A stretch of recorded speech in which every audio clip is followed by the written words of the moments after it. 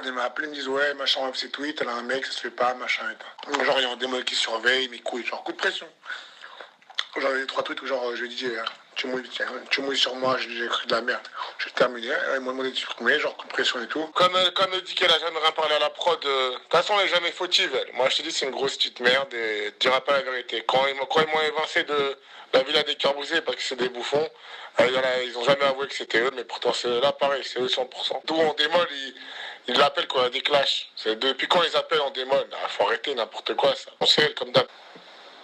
Les gens qui pleurnichent, c'est d'où on démol, ils me diraient ouais, il faut que t'enlèves ce tweet-là et ce tweet-là, il a un mec. Ça se fait pas, machin et tout. Faut arrêter, c'est une vieille merde. Bon, dis-lui bien de ma part qu'il aille se faire ce gros. Il m'a gonflé à soupçonner toujours quelque chose. Je veux dire, je n'ai pas peur de lui. Je ne vais pas appeler la prod pour lui dire de pas le faire entrer. Et j'espère de tout mon cœur entrer avec lui ce soir. Après, il fait tellement le con sur Twitter que je pense que les productions en ont marre. Et c'est eux qui m'ont appelé en me disant ça va trop loin ce qu'il te dit. Et c'est la vérité, je t'ai envoyé le tweet.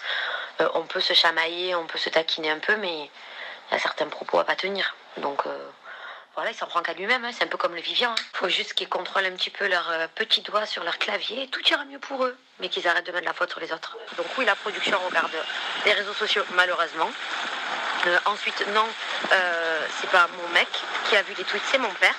Sauf que mon père, à un moment donné, il avait déjà appelé Zelko quand il menaçait de me violer sur Twitter. Il avait mis un tweet en disant je vais la violer, je sais pas quoi. Mon père l'avait appelé en lui disant pas attention comment tu parles, parce que nous on est des bonhommes, elle est pas seule. Voilà, si lui c'est une merde, il s'en prend qu'à lui-même. Et la Villa des Cœurs Brisés, je répète, il était en République Dominicaine, ils m'ont dit il y a Zelko qui va rentrer dans la maison. Moi j'ai dit il n'y a aucun problème, si ça part en couille, ne vous étonnez pas, on s'aime pas, il m'a fait des menaces.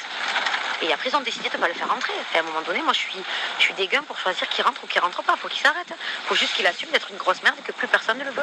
Et j'ai prié, j'ai même dit à ma soeur, j'aimerais rentrer avec lui pour lui montrer que j'ai pas peur de lui.